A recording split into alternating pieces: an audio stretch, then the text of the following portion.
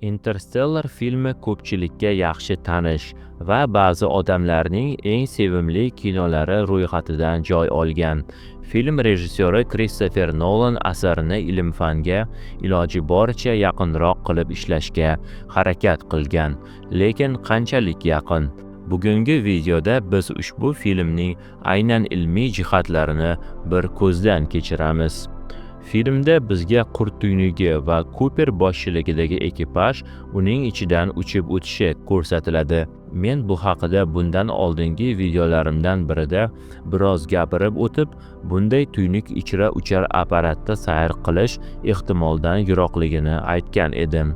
Filmning asosiy ilmiy maslahatchisi Kip Thorne formulalari asosida loyihalashtirilgan qurt tuynigi, agar buning imkoni bo'lganida u qanday ko'rinishda bo'lardi degan savolga javob sifatida tasvirlangan. Ekranda biz tuynik insoniyat tomonidan hanuz kashf etilmagan ekzotik modda yordamida barqarorlashtirilganini ko'rishimiz mumkin.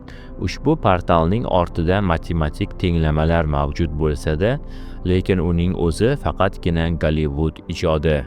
Shunga qaramay, ushbu film uchun yaratilgan qurt tuynigi tasviri butun boshli bir ilmiy maqola yozilishiga sabab bo'ldi va hattoki san'at ham ilm-fanni oldinga siljitishi mumkinligini yana bir bor ko'rsatdi. Filmda ko'rsatilgan supermassiv qora tuynik Gargantua yorug'lik tezligining 99.8% ga yaqin tezlikda aylanadi. Thorne uning parametrlarini aniq hisob-kitob qilgan. U 100 million quyosh massasiga teng bo'lib, uning hodisa gorizonti esa 1 milliard kilometrga cho'zilgan. Film syujeti uchun zarur bo'lgan dramatik vaqt nisbiyligi, ya'ni Miller sayyorasida o'tgan 1 soat 7 yilga teng bo'lishi uchun Gargantuaning aylanish tezligi matematik nuqtai nazardan deyarli maksimal bo'lishi lozim edi. Astrofiziklar bunday ko'rsatkichlar real bo'lishi mumkinligiga biroz shubha bilan qarashadi. Thornening o'zi ham buni tan olib, aylanish tezligi aslida nazariy chegaralardan atigi biroz pastroq bo'lishi kerakligini aytgan. Gargantua esa shunday ekstremal qora tuynik bo'ldiki, uning atrofidagi diski gravitatsion linzalanish tufayli 360 gradusli panorama shaklida egilib ko'rinadi. Hayotda esa bunday disk yaqin atrofdagi sayyoralarni rentgen nurlari bilan kuydirib yuborgan bo'lardi. Lekin film uchun olimlar uni sustroq, biroz kuchsizroq deb izohlab, bosh qahramonlarga tirik qolish imkonini yaratishgan. Oddiy qilib aytganda, san'at uchun yo'l qo'yilgan kichik bir zaruriy og'ish. Filmdagi vaqt nisbiyligidagi farq faqatgina syujet vositasi emas. Aslida bu yerda biz har bir kadrda Einsteinning ruhini sezishimiz mumkin.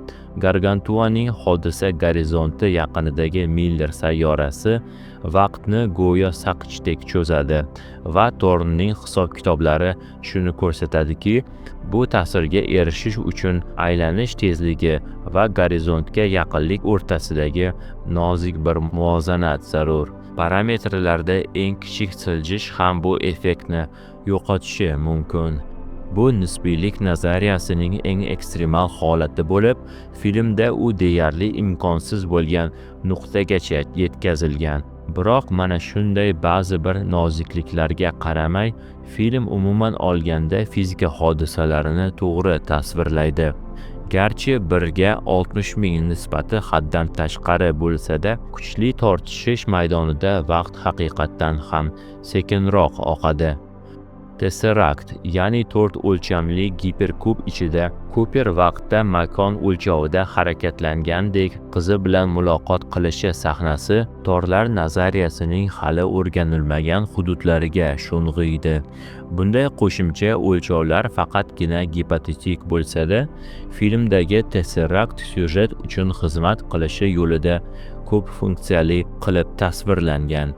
Interstellar uni interaktiv interfeysga aylantirib, kvant gravitatsiyasini otaning farzandiga bo'lgan mehr-muhabbati bilan bog'lagan. Torn bu g'oyani qiziqarli deb ma'qullagan, biroq uning ko'proq metafora deb qabul qilinishi kerakligini aytib o'tgan.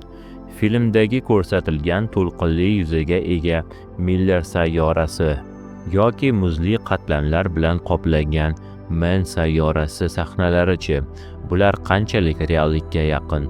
Astrofiziklar bunday sahnalarga biroz kulimsirab qarashadi. Qora tuynuk atrofida aylanayotgan sayyora odatda Quyosh kabi issiqlik manbaiga ega bo'lmaydi va Gargantuaning yutish diskidan taraladigan har qanday energiya albatta halokatli nurlanish bilan birga keladi. Shunday bo'lsa-da, Interstellardagi 1200 metrlik to'lqinlar to'liq uydirma emas.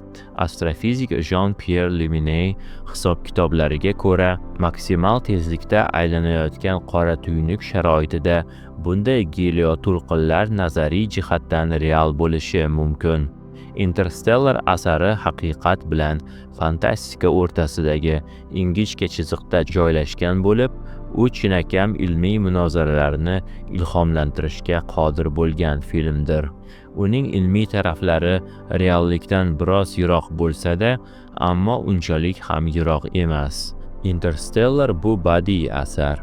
U ilmiyotga 100% asoslanishga majbur ham emas. Uning vazifasi inson qalbini junbushga soluvchi hikoya so'zlashdir.